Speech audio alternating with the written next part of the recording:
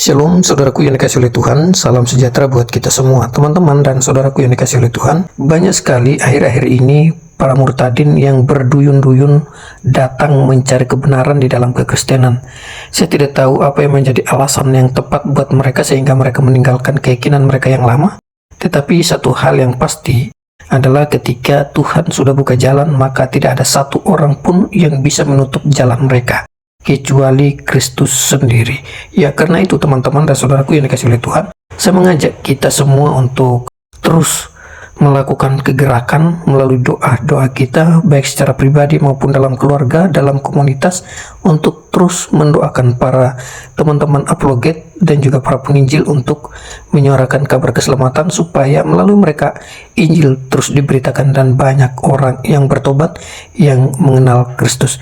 Karena itu teman-teman dan saudaraku yang dikasih oleh Tuhan, saya mengajak kita semua untuk menyaksikan sebuah cuplikan video yang menyaksikan betapa baiknya Tuhan Yesus ketika mereka dibukakan jalan dan kebenaran. Untuk itu kita langsung saja melihat cuplikan berikut ini. Ini dia videonya. Dulunya saya mantan muslim, sekarang saya suku Melayu. Saya seorang suku Melayu. Saya bersaudara, 8 bersaudara dari keluarga. Kami diajarkan waktu kecil, umur 15 tahun sudah diajarkan agama. Itu sekolah ngaji saya. Jadi saya berkatakan seperti ini. Saya lihat orang tua saya kayak seperti nggak mampu, jadi saya bekerja. Sekitar umur 15 tahun saya sudah bekerja konveksi. Saya diajarkan pakai baju muslim. Jadi sekitar umur saya 15 tahun, saya bekerja dari kerja konveksi. Setiap hari saya pulang, pagi pulang sore. Setelah itu saya sholat.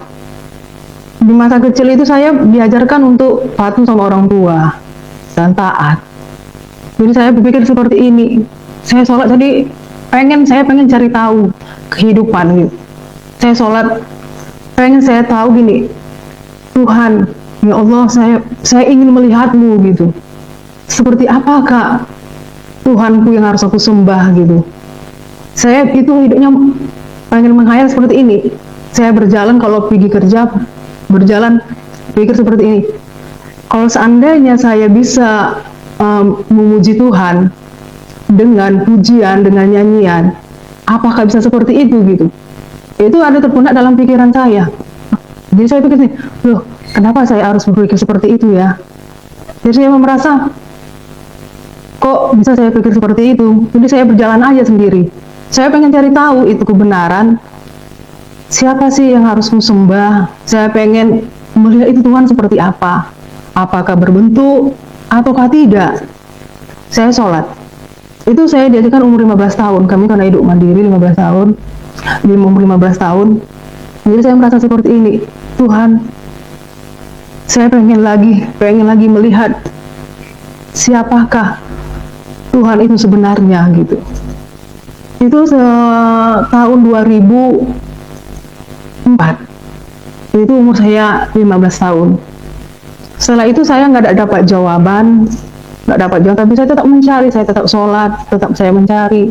Jadi umur saya udah menjelang 18 tahun, itu udah mulai dewasa. Saya tetap bekerja. Saya dapat jawaban lagi. Saya bertanya, saya pikir seperti ini.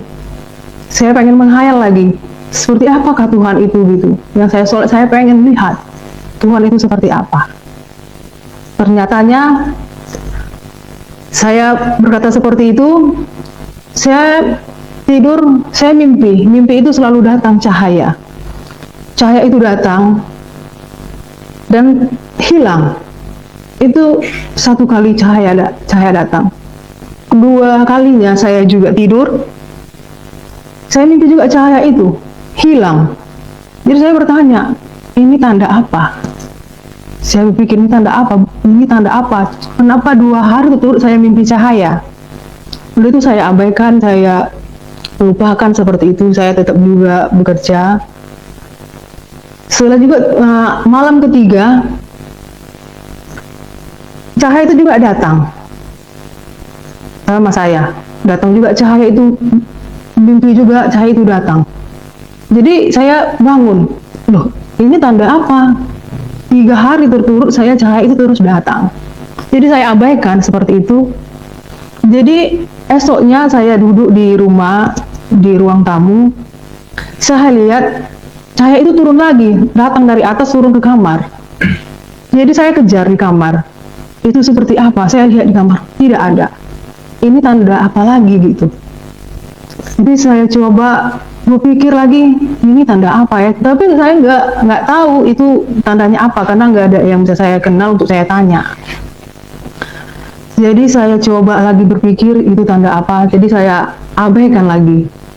Udah itu malam keempat, saya belum tidur, pukul jam 12 malam, nyatanya cahaya itu nyata, turun. Saya melihat di kamar saya itu, saya bukan di ruangan kamar, kayaknya seperti saya itu kayak di ruangan saya itu bukan kamar saya lihat, tapi cahaya itu datang menjadi manusia. Saya lihat di awan-awan, tiba-tiba saya lihat itu sudah berawan di samping kiri saya itu udah awan.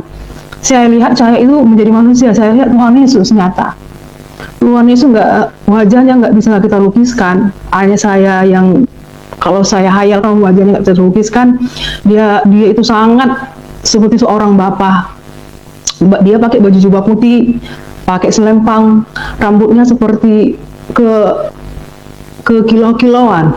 Jadi saya berkata seperti itu, saya terkejut karena saya nggak pernah lihat, saya terkejut. Itu apa gitu? Ternyata Tuhan Yesus berkata, jangan takut. Setelah itu langsung hilang. Jadi saya terkejut loh. Ternyata apa ini jawabannya yang selama saya cari? Saya pengen lihat Tuhan seperti apakah yang saya sembah ini, saya pengen lihat wujudnya seperti apa. Apakah seperti itu? Jadi pukul jam 1 malam saya nggak tenang, roh saya nggak tenang. Ini tanda apa? Gitu. Jadi besok paginya saya cari tahu, ada seorang teman saya, seorang Kristen juga. Saya tanya sama dia, gitu. Ini saya mimpi itu 3 kali berturut, tapi mimpi keempat saya itu datang. Itu tanda apa?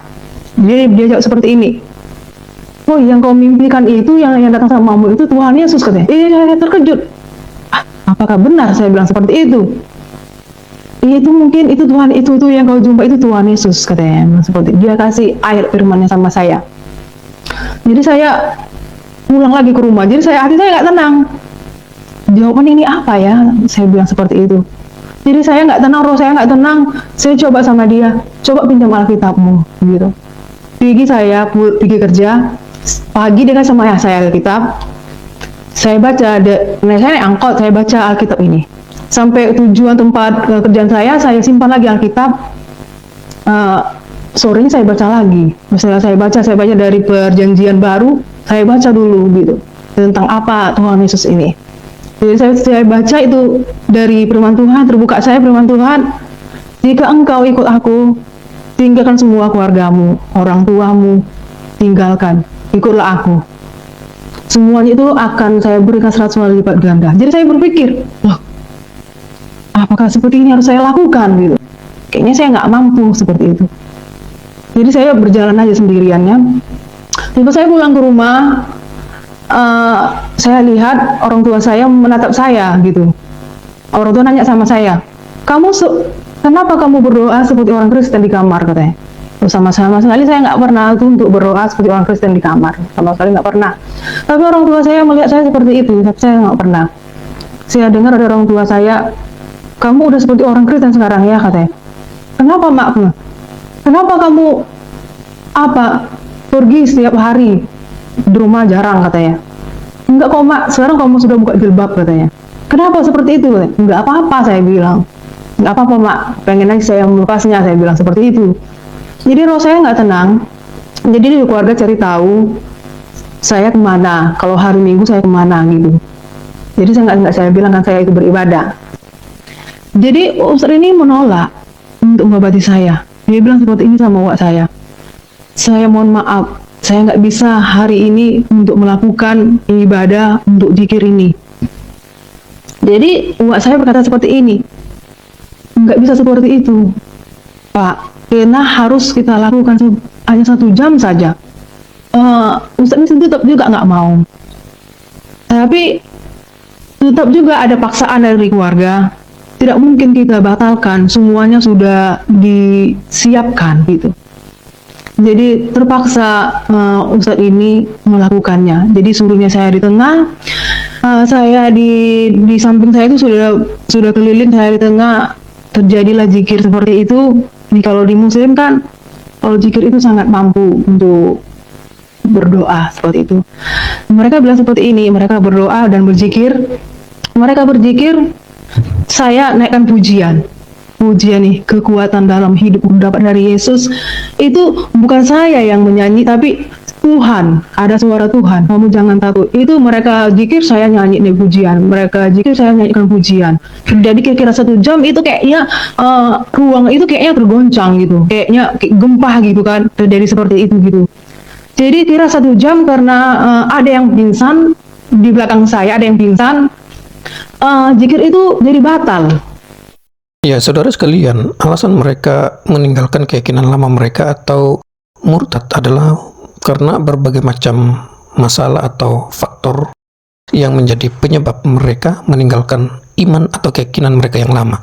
Salah satunya adalah, yang pertama, mereka tidak mengerti atau paham isi kitab suci mereka, sehingga ajaran-ajaran mereka tidak dijalankan sesuai dengan aturan agama dan keyakinan mereka sendiri. Itulah sebabnya mereka meninggalkan keyakinan lama mereka atau meninggalkan iman mereka yang lama.